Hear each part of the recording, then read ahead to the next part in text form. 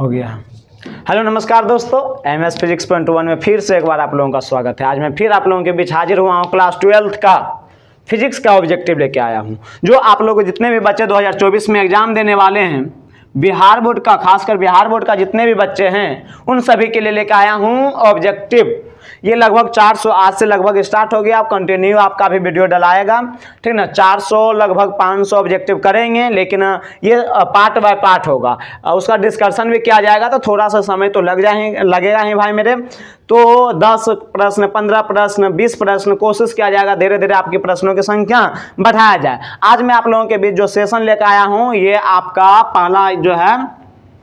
पहला सेशन है, यानी कि पार्ट 1 है। ये फिजिक्स का है और इसको आप लोग शांति से देखिएगा, कलम कॉपी लेके बैठिएगा और जो भी बताया जाएगा उसका आप डिस्कशन कीजिएगा, ठीक।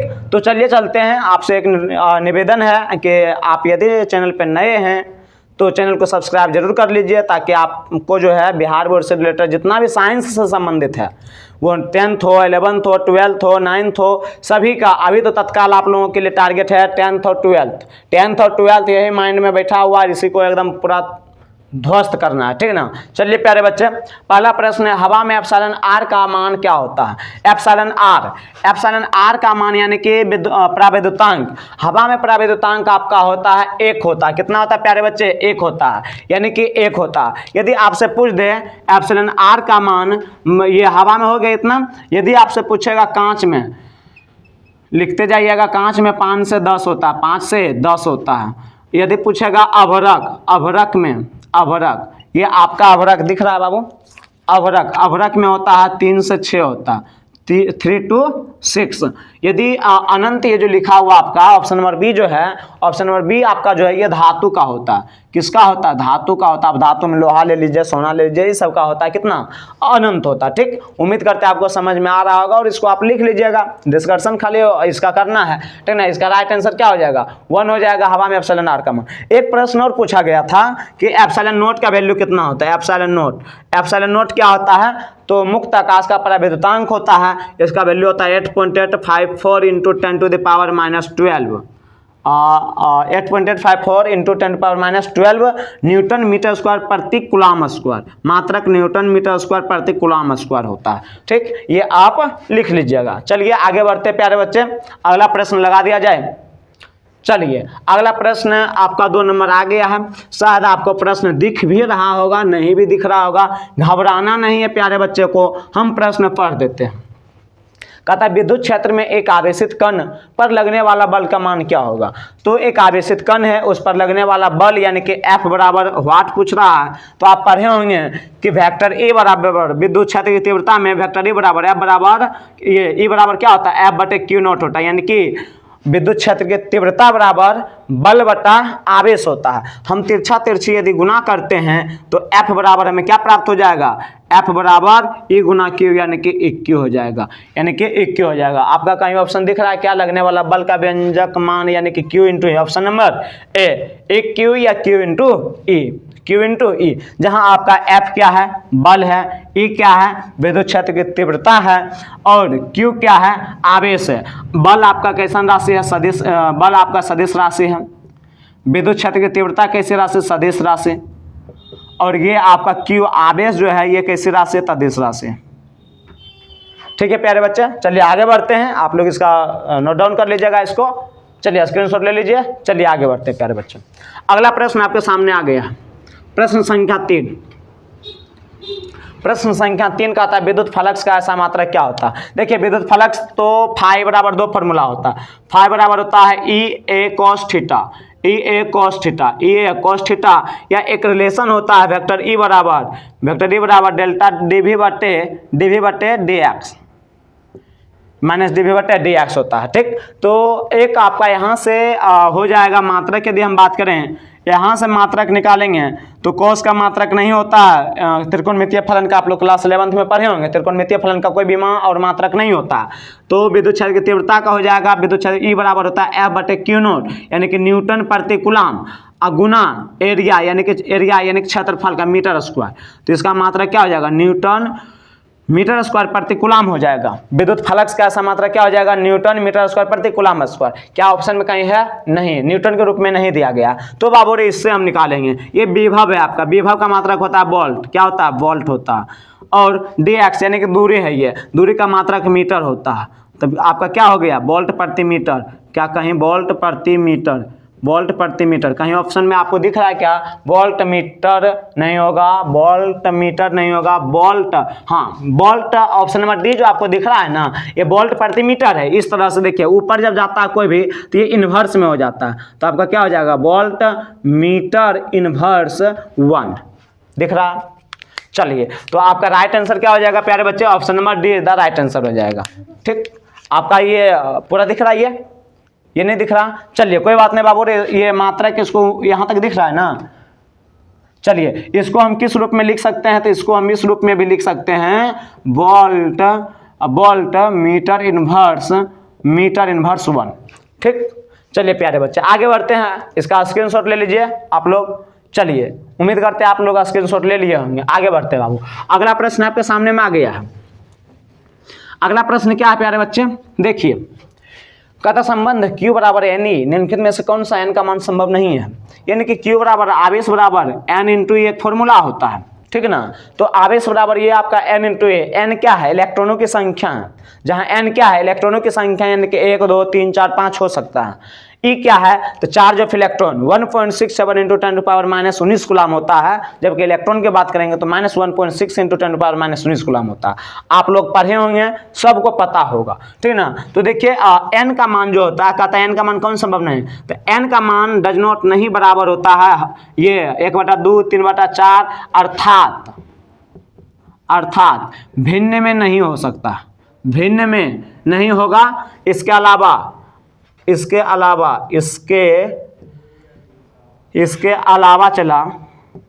चला क्या होगा, दशमलव में नहीं होगा,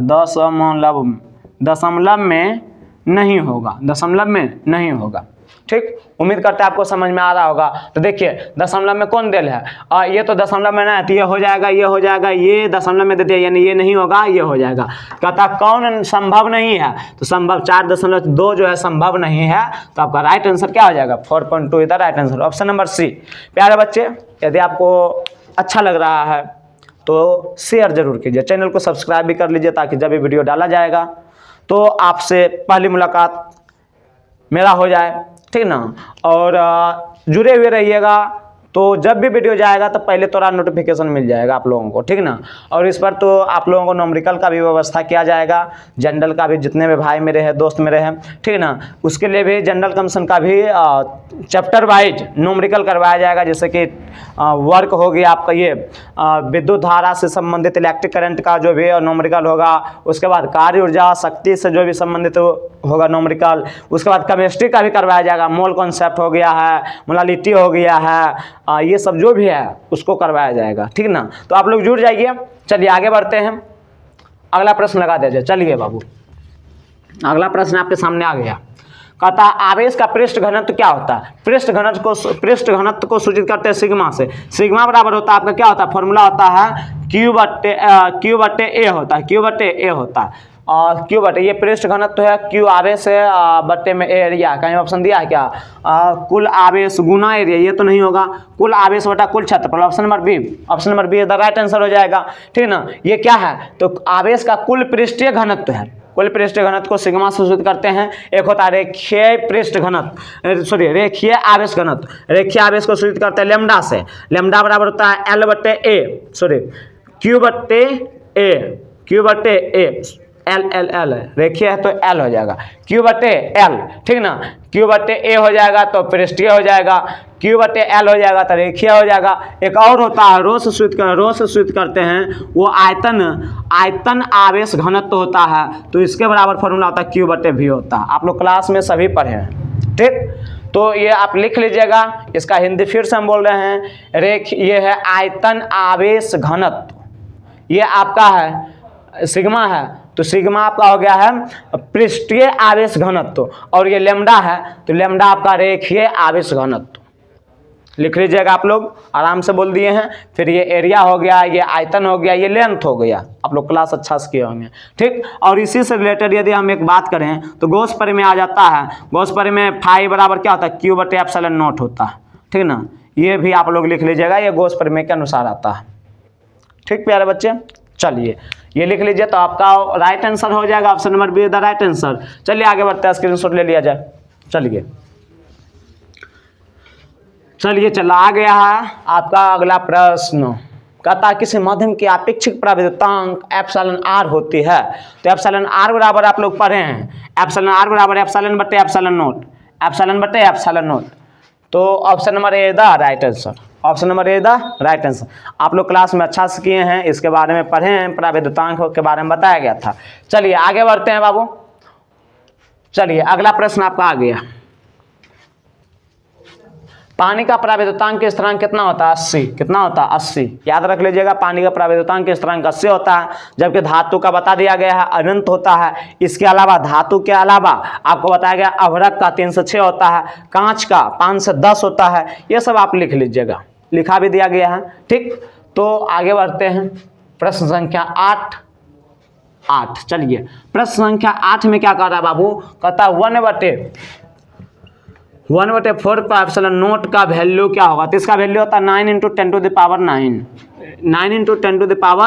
9 × 10⁻⁹ आप लोग पढ़े होंगे ओम के कूलाम के नियम में ये बताया गया है कि कूलाम के नियम के अनुसार F बराबर फॉर्मूला आता है, क्या आता है, 1/4 pi epsilon note into Q1 into Q2 बटे R² आता है। ठीक, और पढ़े हैं कूलाम का नियम कितना था, 2 नियम था, कूलाम साहब ने नियम दिया था आवेश से संबंधित। पहला नियम क्या था कि दो वस्तुओं के बीच लगने वाले दो वस्तुओं का आवेश के गुणन, पहला नियम का था, इस नियम के अनुसार यह बताया गया कि दो वस्तुओं का आवेश का गुणनफल लगने वाले बल के समानुपाती होता है, अर्थात F समानुपाती आपका हो जाएगा Q1 इंटू Q2। ठीक, और दूसरा कहता है दो आवेशों के बीच लगने वाला आकर्षण या प्रतिकर्षण बल दोनों आवेशों के बीच के दूरी के वर्ग के व्युत्क्रमानुपाती होता है। दिख रहा है यहाँ तक, चलिए वर्ग के व्युत्क्रमानुपाती होता है। ठीक ना, यानी कि ये दो पिंड होता है, आप लोग कूलाम के नियम में पढ़े होंगे, इस पर Q1 आवेश है, इस पर Q2 आवेश है, यहाँ बीच की दूरी R है, तो दोनों का गुणनफल के समानुपाती पहले हो जाएगा, फिर इनके बीच की दूरी के वर्ग के व्युत्क्रमानुपाती होता है।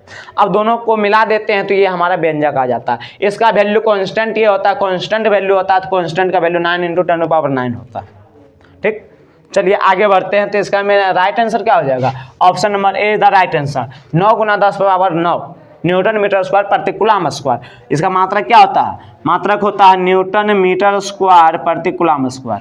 ठीक, आपका option number B A the right answer. Option number B जो आपको दिख रहा है यहाँ निगेटिव है, माइनस में नहीं होता। ठीक ना, चलिए आगे बढ़ते हैं प्यारे बच्चा, स्क्रीनशॉट ले लिया जाए।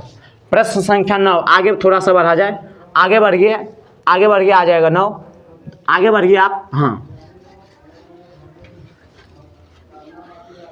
चलिए प्यारे बच्चे, 9 नंबर में कहता है निम्नलिखित में से कौन सा संबंध सही है। देखिए कहता पहला नंबर कहता है ए नंबर, वेक्टर ई बराबर या बटे वेक्टर ई बटे, यह तो सही है रे, ऑप्शन नंबर ए इधर सही है। ठीक ना, आपका ये आंसर हो जाएगा राइट आंसर। ये गलत है, ये गलत है, ये गलत है। ठीक, विद्युत ये क्या है, विद्युत क्षेत्र की तीव्रता है, विद्युत क्षेत्र की तीव्रता है। क्या होता है, F बटे Q नोट।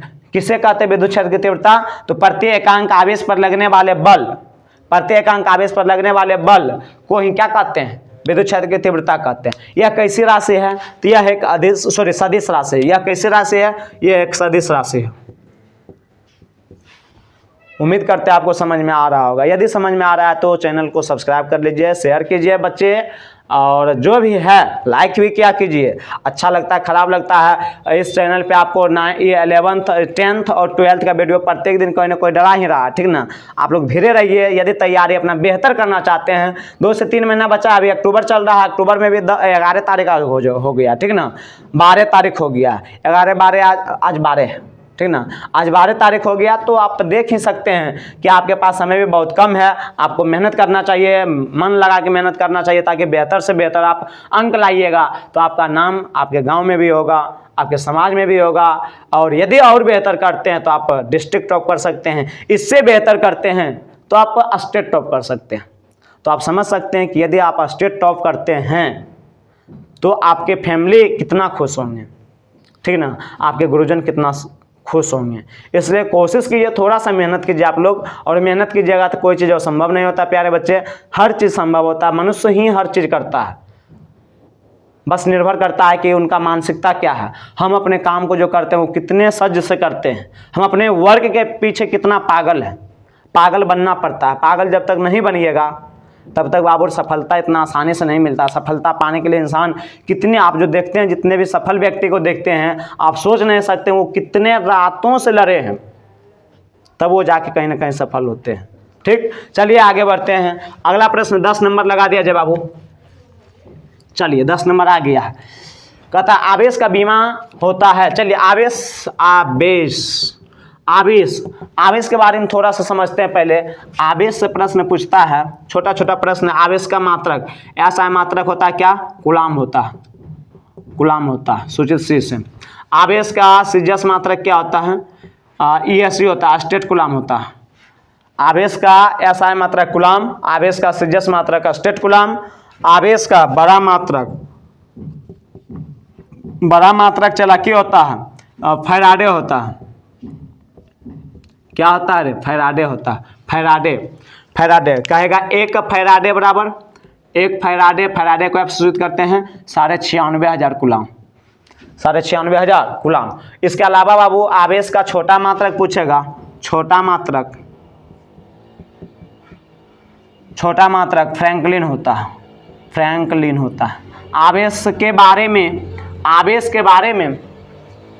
के बारे में किसने बताया था, तो विलियम गिलबर्ट ने बताया था। सर्वप्रथम किसने बताया था, विलियम गिलबर्ट ने।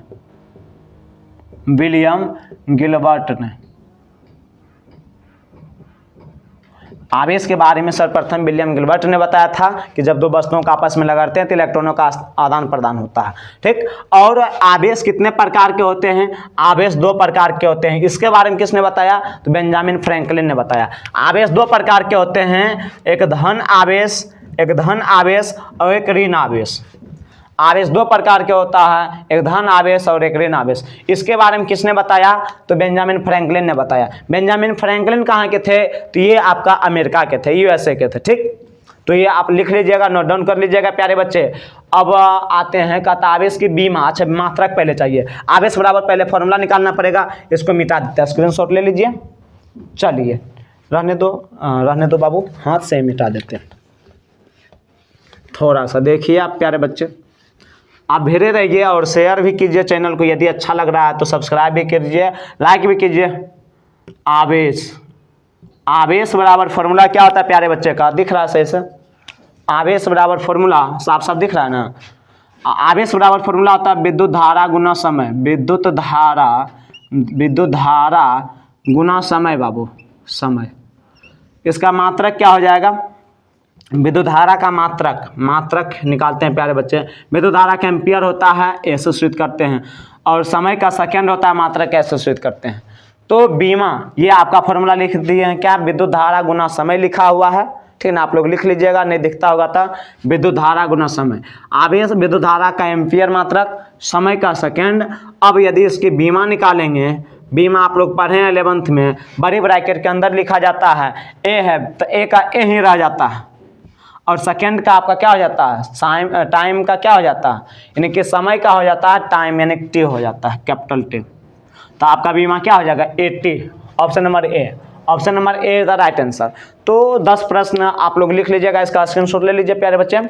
चलिए, तो आपका बाबू ये एपिसोड हुआ समाप्त। फिर अगले क्लास में, ये वीडियो हम 2-3 दिन से डाल रहे थे, लेकिन आज से आपका जो है सेशन स्टार्ट हो गया है। ठीक ना, 12th के बच्चे के लिए भी। और खुशखबरी है कि आपका भी अब क्लास कंटिन्यू लगभग चलते रहेगा। 12th का भी ऑब्जेक्टिव, ठीक ना, ऑब्जेक्टिव हम लोग इस पर डील करेंगे, कोशिश करेंगे सब्जेक्टिव भी लाने की 12th के लिए। 10th का तो ऑटोमेटिक आ ही रहा है, ठीक ना। और आप लोगों को जुड़ जाना है, आप लोग चैनल से जुड़े रहिए तो बेहतर है।